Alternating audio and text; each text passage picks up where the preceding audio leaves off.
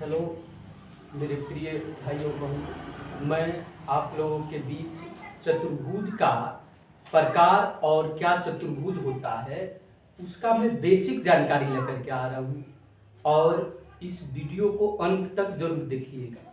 तो मैं सबसे पहले यहाँ पर शुरुआत करूँगा कि चतुर्भुज क्या है, यानी चतुर्भुज क्या है। तो चतुर्भुज की बात करते हैं हम। तो चतुर्भुज क्या है? तो चार रेखाखंडों से घिरी एक बंद समतलीय आकृति को, चार रेखाखंडों से घिरी एक बंद और समतलीय आकृति को, चार रेखाखंडों से घिरी एक बंद समतलीय आकृति को क्या कहते हैं जी? चतुर्भुज कहते हैं। क्या कहते हैं बाबू? चतुर्भुज कहते हैं कि चार रेखाखंडों से। अब इस फिगर को देखना है ध्यान से। अब इस फिगर में कितना रेखाखंड है जी? चार रेखाखंड है। एक AB है, एक BC है, एक CD है और एक AD है। अब इन चार रेखाखंडों से जो बंद आकृति है, जो बंद आकृति है और प्लस समतल भी है, केवल बंद से नहीं मतलब है, समतल भी होना चाहिए, तब इस प्रकार के आकृति का नाम क्या देंगे जी? चतुर्भुज देंगे। अब आप पूछोगे चतुर्भुज क्या है? तो चार रेखाखंडों से घिरी एक बंद समतलीय आकृति को क्या कहते हैं जी? चतुर्भुज कहते हैं। अब यहाँ पर एक रेखाखंड AB हो गया, एक रेखाखंड BC हो गया, एक रेखाखंड CD हो गया और एक रेखाखंड AD हो गया, और ये चारों से रेखाखंडों से ये आकृति पैक है। अब जिस आकृति का निर्माण हो रहा है उसका नाम है चतुर्भुज, यानी चतुर्भुज के नाम से ही स्पष्ट हो रहा है कि चार रेखाखंडों से बनने वाली आकृति का ही नाम क्या है जी? चतुर्भुज।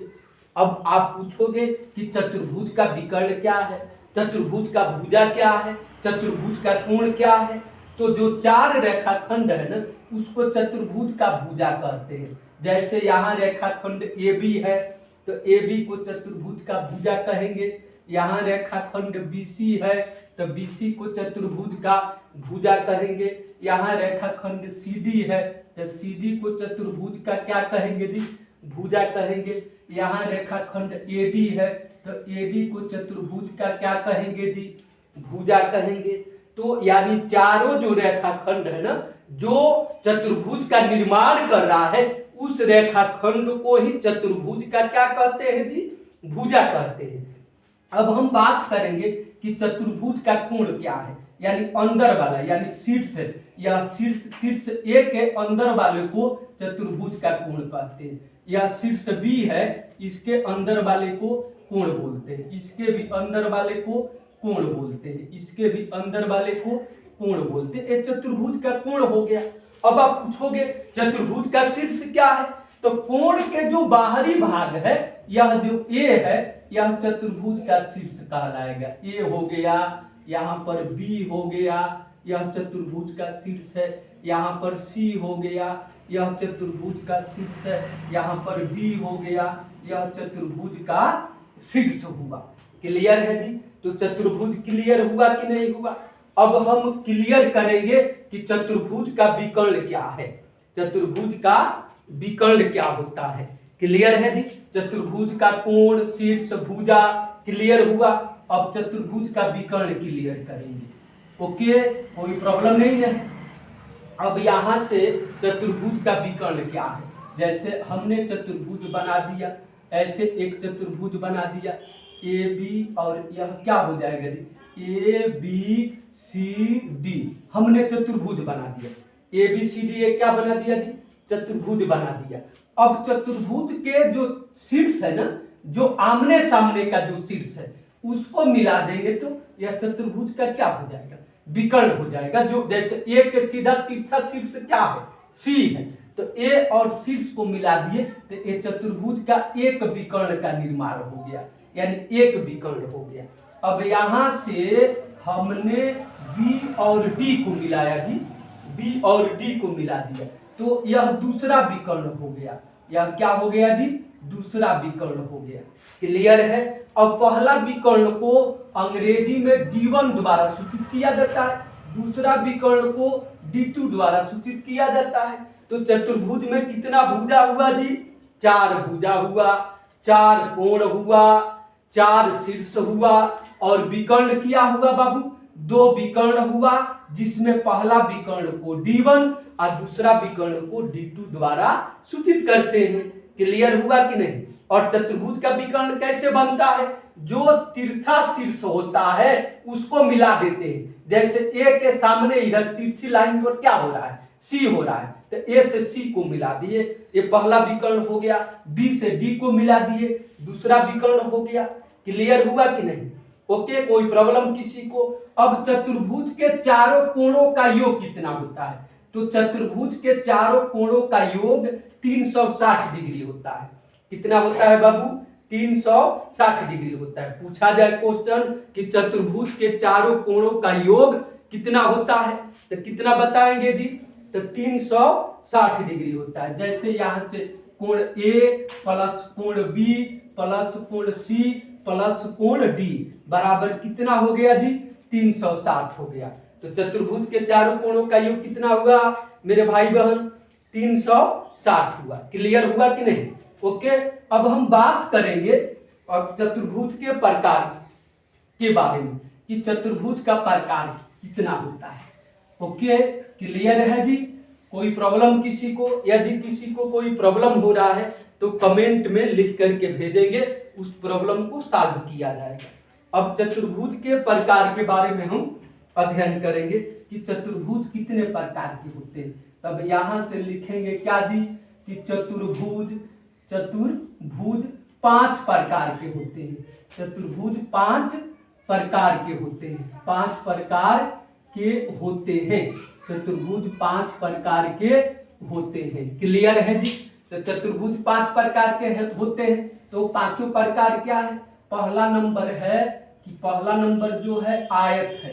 पहला नंबर आयत, दूसरा नंबर समांतर चतुर्भुज, समांतर चतुर्भुज, दूसरा नंबर समांतर चतुर्भुज, तीसरा नंबर क्या हो गया जी? तीसरा नंबर वर्ग, और चौथा नंबर क्या हो गया जी? यानी चौथा नंबर हुआ समचतुर्भुज। चौथा नंबर क्या बाबू? तो समचतुर्भुज। पांचवा नंबर क्या हुआ? तो समलंब। पांचवा नंबर क्या हुआ? समलंब चतुर्भुज, समलंब चतुर्भुज। क्लियर हुआ कि नहीं? चतुर्भुज कितने प्रकार के होते हैं जी? तो चतुर्भुज 5 प्रकार के होते हैं। पहला नंबर हो गया आयत, दूसरा नंबर हो गया समांतर चतुर्भुज, तीसरा नंबर वर्ग, चौथा नंबर समचतुर्भुज और पांचवा नंबर समलंब चतुर्भुज। क्लियर है कि नहीं? ओके, अब हम पहला चतुर्भुज आयत के बारे में चर्चा करेंगे कि आयत क्या है। क्लियर है? कोई प्रॉब्लम नहीं है? अब पहला चतुर्भुज किसके बारे में चर्चा करेंगे जी? आयत के बारे में कि आयत क्या है। ओके, कोई प्रॉब्लम नहीं है? तो आयत किसको बोलते हैं जी? कि वैसा चतुर्भुज जिसमें आमने सामने की भुजा बराबर हो। क्या बराबर हो बाबू? आमने सामने की भुजा बराबर हो। जैसे ए बी सी डी बना दिया, यह एक क्या बनाया जी? आयत बनाया। अब इसमें हम देखेंगे कि आयत की परिभाषा क्या है।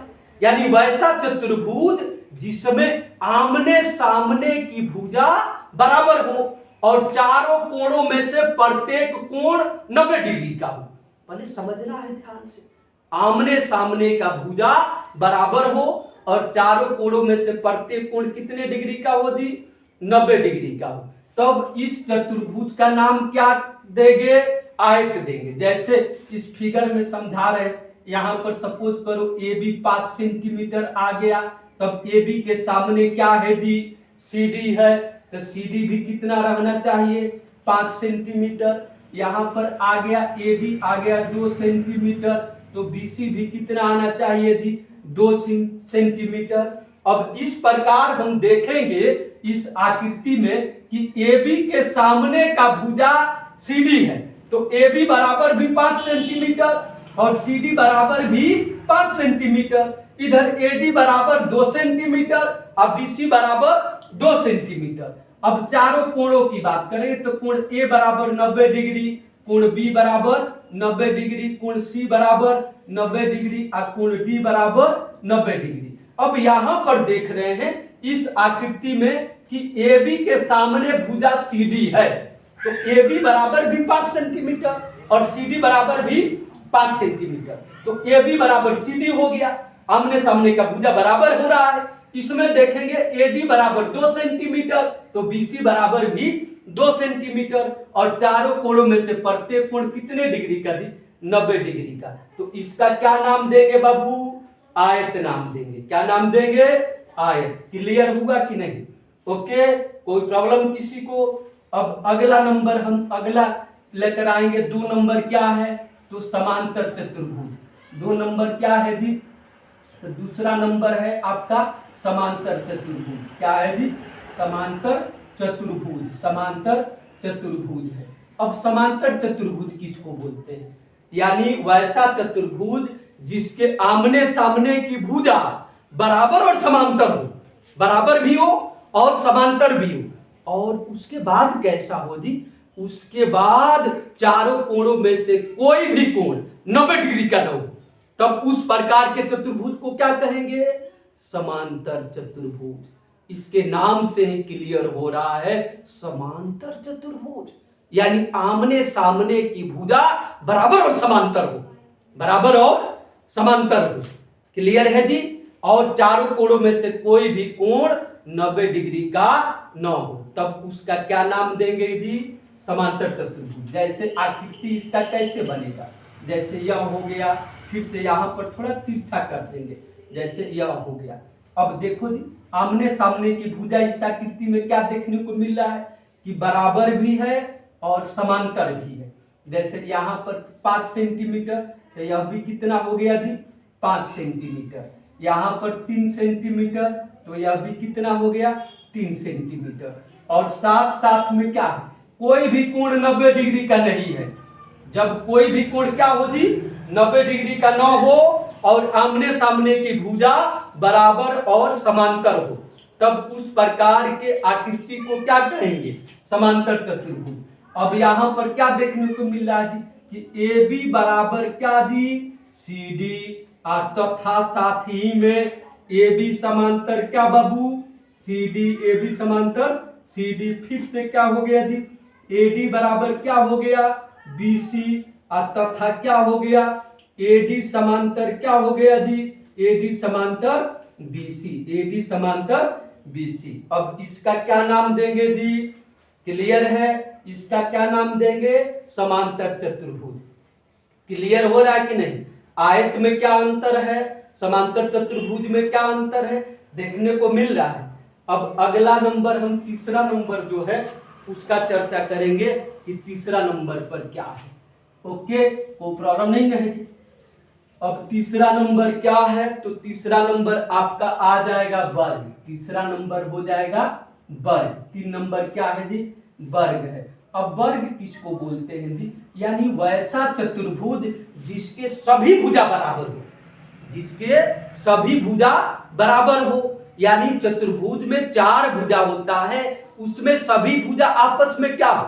बराबर हो, बराबर हो और चारों कोणों में से प्रत्येक कोण 90 डिग्री का बने। जैसे यह हो गया आपका, ऐसे आकृति हो गया, यहाँ पर भी ऐसे हो गया। अब ए बी सी डी हमने बना दिया। अब यहाँ पर 4 भुजा है, इसका नाम 2 सेंटीमीटर दिया, तो ये भी 2 सेंटीमीटर, यह भी 2 सेंटीमीटर, यह भी 2 सेंटीमीटर। अब यहाँ पर देख रहे हैं प्रत्येक कोण 90 डिग्री। प्रत्येक कोण क डिग्री बाबू? 90 डिग्री। यहाँ पर भी 90 डिग्री, यहाँ पर भी 90 डिग्री। अब यहाँ पर देख रहे हैं कि यह जो चतुर्भुज है इसमें सभी भुजा बराबर है, यानी प्रत्येक भुजा ही आपस में क्या है? बराबर है और प्रत्येक कोण 90 डिग्री का है। इसलिए इस आकृति को क्या कहेंगे जी? यानी वर्ग कहेंगे। यहाँ पर क्या हो गया जी? यानी ए बी बराबर क्या बाबू? B C. बी सी बराबर क्या हो गया? C D. सी डी बराबर क्या हो गया? A D. यानी चारों भुजा आपस में बराबर हो रहा है, यानी सबका मान 2 सेंटीमीटर है और चारों कोण में से प्रत्येक कोण कितना हो गया जी? 90 डिग्री। इसलिए इसको क्या कहेंगे? वर्ग कहेंगे। क्लियर हुआ कि नहीं? अब चौथा नंबर है आपका कि समचतुर्भुज क्या है। समचतुर्भुज क्या है, क्लियर है जी। चौथा नंबर हम अब पढ़ेंगे समचतुर्भुज, कि समचतुर्भुज किसको बोलते हैं। समचतुर्भुज, समचतुर्भुज, तो समचतुर्भुज किसको बोलते हैं जी, कि वैसा चतुर्भुज जिसके सभी भुजा आपस में क्या बराबर हो और समांतर भी हो, आपस में बराबर भी हो रहा है और समांतर भी हो रहा है, लेकिन कोई भी कोण, चारों कोणों में से कोई भी कोण 90 डिग्री का न हो, तब इस प्रकार के चतुर्भुज को क्या कहेंगे जी, समचतुर्भुज कहेंगे। जैसे क्या हो गया यहाँ पर, जैसे ऐसे बन गया इसका आकृति, अब यहाँ पर ऐसे हो गया और इस तरह से हम बना लिए ए बी सी डी बना लिए। यहाँ पर 2 सेंटीमीटर, यहाँ पर भी 2 सेंटीमीटर, यहाँ पर 2 सेंटीमीटर, यहाँ पर भी 2 सेंटीमीटर, और चारों कोणों में से कोई भी कोण 90 डिग्री का नहीं है। तो यहाँ पर क्या देखने को मिल रहा है जी, कि चारों कोणों में से कोई भी कोण 90 डिग्री का नहीं है और चारों भुजाओं में से प्रत्येक भुजा आपस में बराबर है और उसके साथ साथ समांतर भी है, इसलिए इसका क्या नाम देंगे बाबू, क्या नाम देंगे, समचतुर्भुज। क्या नाम देंगे, समचतुर्भुज। यानी ए बी बराबर क्या जी, बी सी बराबर क्या, सी डी बराबर क्या, ए डी, और सभी आमने सामने का भुजा क्या है जी, समांतर है। यानी ए बी समांतर क्या है, सी डी, तथा यहां से ए बी समांतर सी डी, तथा क्या हो जाएगा जी, ए डी समांतर क्या हो गया, बी सी। ओके, और चारों कोणों में से कोई भी कोण 90 डिग्री का नहीं है, तब इसको क्या बोलेंगे, समचतुर्भुज बोलेंगे। अब पांचवा नंबर हम चर्चा करते हैं समलंब चतुर्भुज। क्या जी, समलंब चतुर्भुज। अब समलंब चतुर्भुज किसे कहते हैं, ओके, तो समलंब चतुर्भुज क्या है जी, यानी वैसा चतुर्भुज जिसमें केवल एक जोड़ी भुजा समांतर हो, एक जोड़ी भुजा क्या हो जी, समांतर हो, और अन्य दो भुजाएं असमांतर हो, यानी केवल एक ही जोड़ी भुजा क्या हो, समांतर हो, और अन्य दो भुजाएं क्या हो, असमांतर हो, तब इस प्रकार के चतुर्भुज को समलंब चतुर्भुज कहेंगे। अब जैसे क्या हो गया जी, अब जैसे यहाँ पर क्या करेंगे, एक ऐसे आकृति इसका बना दे रहे, यहाँ पर ऐसे हो गया इस तरीका से। ओके, अब यहाँ पर क्या कहेंगे, ए बी सी डी। अब यहाँ पर क्या देखने को मिला जी, कि ए बी समांतर सी डी, ए बी समांतर सी डी, तथा ए डी समांतर नहीं बी सी, ए डी समांतर नहीं बी सी, यानी एक जोड़ी भुजा समांतर देखने को मिल रहा है, यानी ए डी समांतर सी डी है और ए डी समांतर नहीं बी सी, इसका मतलब कि समांतर नहीं है, ए डी समांतर नहीं बी सी। अब इसका क्या नाम देंगे, समलंब चतुर्भुज। अब आप पूछोगे समलंब चतुर्भुज क्या है, तो वैसा चतुर्भुज जिसमें एक जोड़ी भुजा समांतर हो और अन्य दो भुजाएं असमांतर हो, उस चतुर्भुज का नाम है समलंब चतुर्भुज। जैसे इसका आकृति ऐसे बनेगा जो देखने को मिल रहा है, तो वीडियो में बने रहें। अब बोर्ड एग्जाम आने वाला है, पूरी कॉन्सेप्ट के साथ तैयारी करें ताकि बोर्ड में कोई दिक्कत न हो, और रोज वीडियो डाला जाएगा, आप लोग वीडियो में बने रहें और वीडियो को लाइक तथा शेयर जरूर करें। ओके।